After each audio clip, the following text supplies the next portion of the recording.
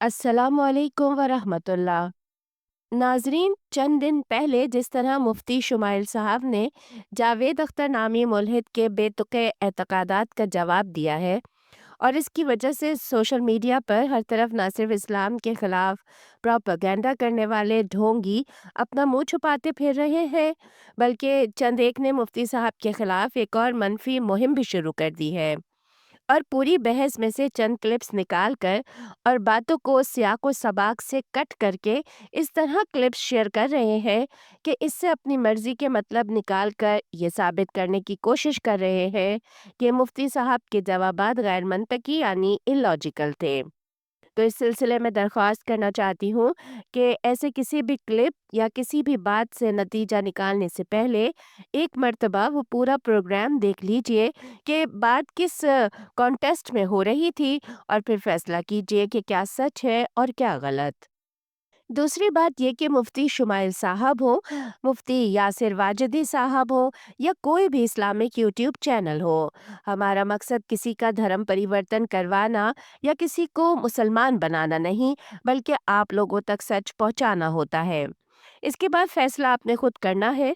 अगर आपको बात ठीक लगे तो इसे मान लें, या गलत लगे तो रिजेक्ट कर दें, मगर बिना सोचे, बिना समझे, बिना जाने किसी भी चीज़ को ना रिजेक्ट करें और ना ही कबूल करें।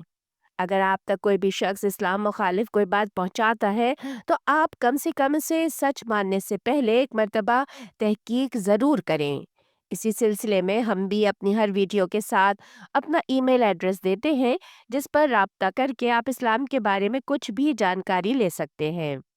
लाज़मी नहीं कि आप इस्लाम ही कबूल करने के लिए उस ईमेल पर राब्ता करें, बल्कि जर्नली भी कोई सवाल हो इस्लाम से मुताल्लिक तो आप हमसे राब्ता कर सकते हैं। तो चलिए आज की वीडियो शुरू करते हैं।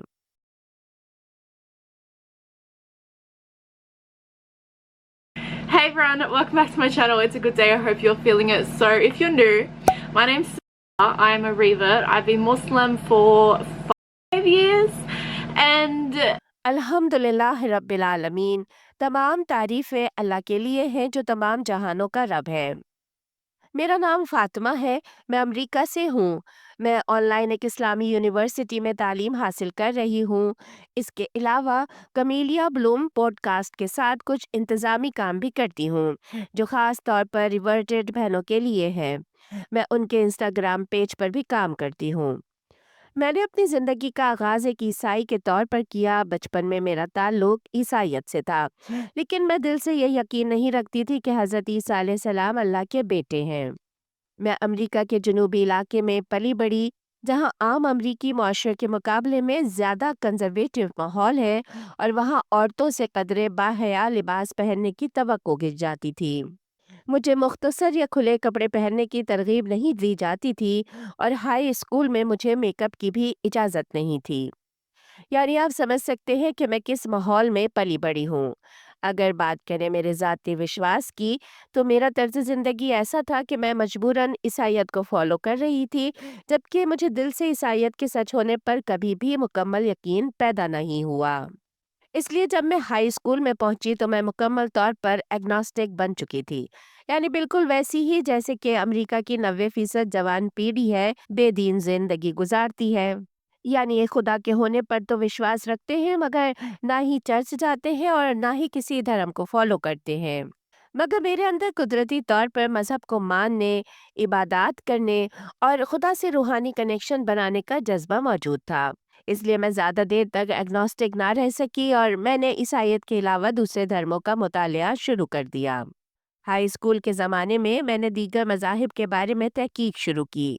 तो उस दौरान सबसे पहले मुझे यहूदियत में दिलचस्पी पैदा हुई और मैं आहिस्ता आहिस्ता यहूदी बनने के अमल से गुजर रही थी। उसी के मुताबिक लिबास भी पहनने लगी, कि जिसमें कोहनियों तक बाजू ढांपना, कॉलर बोन से नीचे और घुटनों से नीचे तक जिस्म को छुपाना शामिल था। ये लिबास मेरे पहले के लिबास से भी ज़्यादा बाहया था और आम अमरीकी अंदाज से तो कहीं ज़्यादा था। मैं तकरीबन 1 साल तक इसी तरह यहूदी बनने के प्रोसेस में रही और करीब था कि मैं 100% यहूदी बन भी जाती, मगर फिर मुझे इस्लाम के बारे में मालूम हुआ। जब मेरा तारुफ इस्लाम से हुआ तो मैंने उसके बारे में पढ़ना शुरू किया। यूट्यूब पर इस्लामी वीडियोस देखना शुरू की और इसी दौरान यूट्यूब पर मेरी मुलाकात बहन खतीजा से हुई, जो कमीलिया ब्लूम पॉडकास्ट की जिम्मेदार हैं। उन्हीं की रहनुमाई में मैंने कलमा शहादत पढ़ा। अल्हम्दुलिल्लाह। इस्लाम कबूल करने की मेरी कहानी कुछ यूँ है कि उस वक़्त मैं यहूदी बनने के अमल में थी, जो कि इतना आसान प्रोसेस नहीं है, बल्कि ये एक तवील मरहला होता है और इसके लिए रबी के साथ बाकायदा तालीम लेना पड़ती है। ट्यूशन फ़ीस अदा करके बाकायदा क्लासेस लेनी पड़ती हैं और उसके बाद इम्तिहान पास करना पड़ता है। तब जाकर रब्बी ये फ़ैसला करते हैं कि आपको यहूदियत का सर्टिफ़िकेट दिया जाए या नहीं। इसके बाद अगर आपको सर्टिफ़िकेट मिल भी जाए, तो भी दूसरे दर्जे के यहूदी ही आप रहते हैं। आप पैदाइशी यहूदियों के बराबर नहीं हो सकते, क्योंकि आप यहूदी माँ से पैदा नहीं हुए और आपकी नसों में यहूदी खून नहीं है। खैर, मैं यहाँ इसकी ज़्यादा तफ़सील में नहीं जाना चाहती। तो जब मैं ये क्लासेस ले रही थी, इसी दौरान मेरी मुलाकात एक अरब मुल्क से ताल्लुक़ रखने वाले चंद तलबा से हुई, जो मेरे ही स्कूल में पढ़ते थे।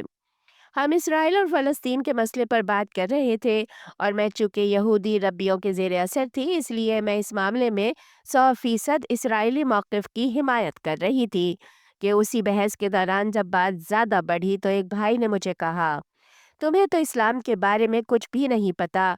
बेहतर है कि तुम पहले इस्लाम के बारे में नॉलेज हासिल करो। तुम्हें कुरान पढ़ना चाहिए। उन्होंने मुझे दावती पम्फलेट्स भी दिए, जैसे अल्लाह कौन है और नबी सल्लल्लाहु अलैहि वसल्लम कौन है, वगैरह वगैरह। मैंने वो सब पढ़ना शुरू किए कि उस सब के बाद से मेरे अंदर इस्लाम को मज़ीद जानने की क्यूरियोसिटी बढ़ गई। फिर अल्लाह की ख़ास हिदायत से एक दिन मैं लाइब्रेरी गई और कुरान मजीद का अंग्रेज़ी तर्जुमा हासिल किया। जैसे ही मैंने उसे पढ़ना शुरू किया, फिर कभी मैं रुक ना सकी।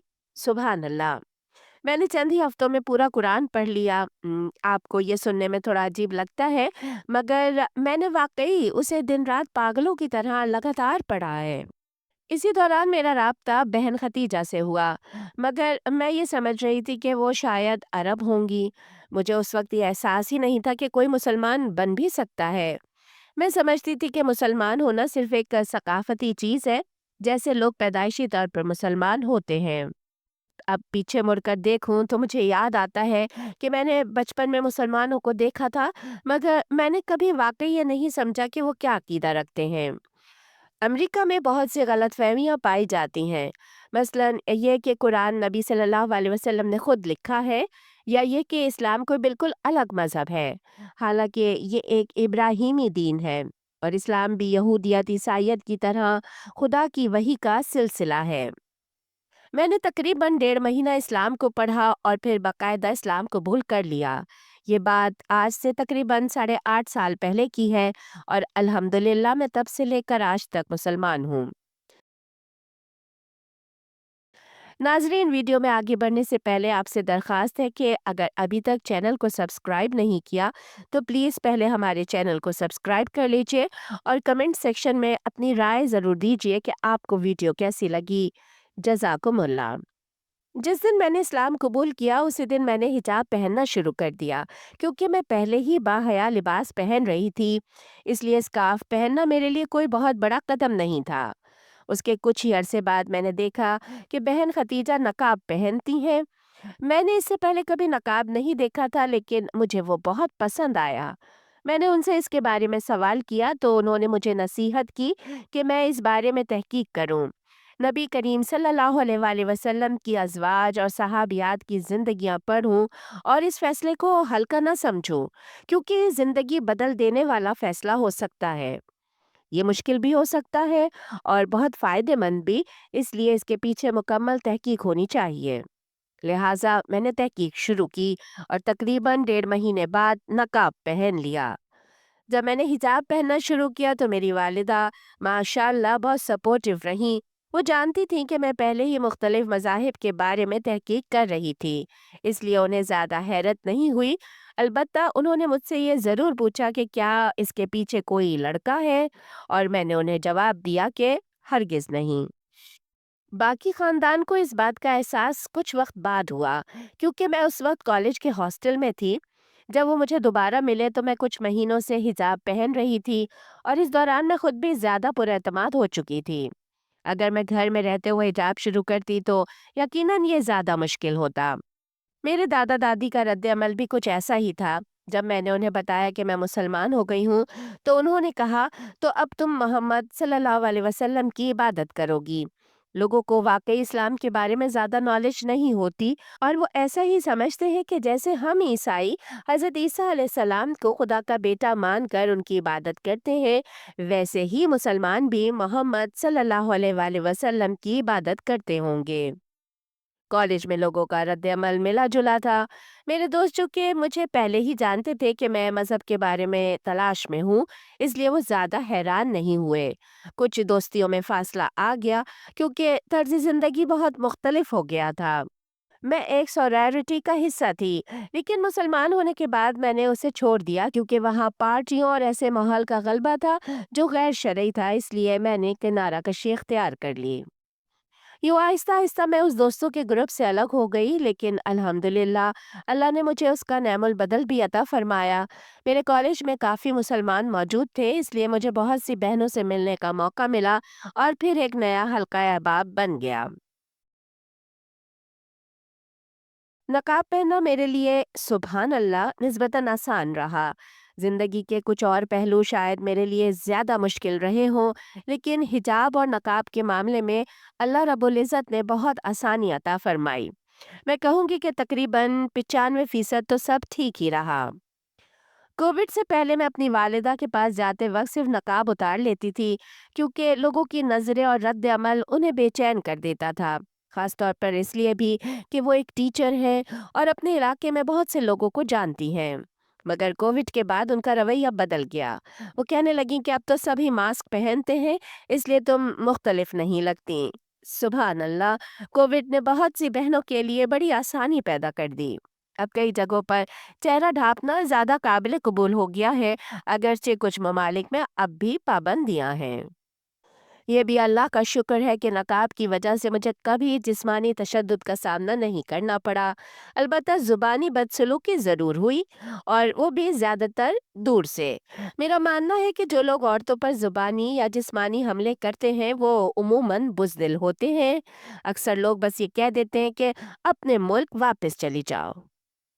एक वाकया मुझे आज भी याद है और वो वाकई बड़ा अजीब था। मैं 2 और नकाबपोश मुसलमान बहनों के साथ थी कि एक औरत जो अपने 4 साला बेटे के साथ थी, हमारे पास आई और हमें गालियाँ देने लगी। उस वक़्त मुझे अपने लिए नहीं बल्कि उस बच्चे के लिए ज़्यादा फ़िक्र हुई कि वो किस माहौल में परवरिश पा रहा है। जो औरत ऐसी बद-इख़लाक़ हो, अपने बच्चे को क्या तरबियत देगी? ऐसे अल्फ़ाज़ एक छोटे बच्चे के सामने कहना वाक़ई अफ़सोसनाक है। लोग सोचते ही नहीं। अस्तग़फ़िरुल्लाह! मेरे ख़ानदान में नकाब की वजह से कोई बड़ी रुकावट नहीं आई। वालिद की तरफ से मेरे दादा को कुछ अरसे तक मसला रहा क्योंकि वो एथियस्ट थे और समझते थे कि मैं अपनी ज़िंदगी ज़ाया कर रही हूँ और मैं आगे बढ़ने के मौक़े खो दूँगी। मगर वो दूसरी रियासत में रहते थे और हमारा ताल्लुक भी ज़्यादा करीबी नहीं था, इसलिए ये बात ज़्यादा तकलीफ़देह साबित नहीं हुई। अलबत्ता एक अजीब तजुर्बा बैंक में पेश आया। कुछ बुरे तजुर्बात के बाद मैं कभी-कभार बैंक जाते वक़्त नकाब नहीं पहनती क्योंकि वो मुझसे ज़रूरत से ज़्यादा सवालात करते और दस्तावेज़ात माँगते हैं। मैं कहती हूँ कि मैं चेहरा दिखा सकती हूँ, मगर वो इजाज़त नहीं देते। आखिरकार मैंने बैंक जाना ही छोड़ दिया और अपने शौहर का कार्ड इस्तेमाल करने लगी। ये हल सबके लिए मुमकिन नहीं, मगर अल्हम्दुलिल्लाह मेरे लिए काफ़ी आसानी हो गई। कमीलिया ब्लूम दरअसल बहन खतीजा का आइडिया था। इसका आगाज़ एक पॉडकास्ट से हुआ जिसमें नौ मुस्लिम बहनों की कहानियाँ शेयर की जाती थीं। वक्त के साथ ये एक वसी कम्युनिटी बन गई। अब हम इंस्टाग्राम, फेसबुक ग्रुप और टेलीग्राम के ज़रिए भी काम करते हैं। इब्तिदा में इसका फोकस नौ मुस्लिम बहनों पर था और आज भी हम कन्वर्ट्स की ज़हनी, जज़्बाती और अमली रहनुमाई पर ख़ास और ख़ास तवज्जो देते हैं। मसलन गैर मुस्लिम ख़ानदान के साथ ताल्लुकात, शादी की तैयारी और उन मसाइल पर गुफ्तगू जो नौ मुस्लिम ख़वातीन को दरपेश होते हैं। दिलचस्प बात यह है कि बहुत सी वो बहनें भी हमसे जुड़ी हैं जो पैदाइशी मुसलमान हैं, मगर कुछ अरसे दीन से दूर रहीं और अब वापस आना चाहती हैं। वो भी कन्वर्ट्स के साथ ज़्यादा कुर्बत महसूस करती हैं, इसीलिए हम कोशिश करते हैं कि ये प्लेटफॉर्म हर मुसलमान खातून के लिए मुआविन और शामिल करने वाला हो। मेरी अल्लाह से दुआ है कि वो मुझसे ज़्यादा से ज़्यादा दीन की खिदमत का काम ले और मुझे दूसरे नए इस्लाम कबूल करने वालों का मददगार बनाए। आमीन।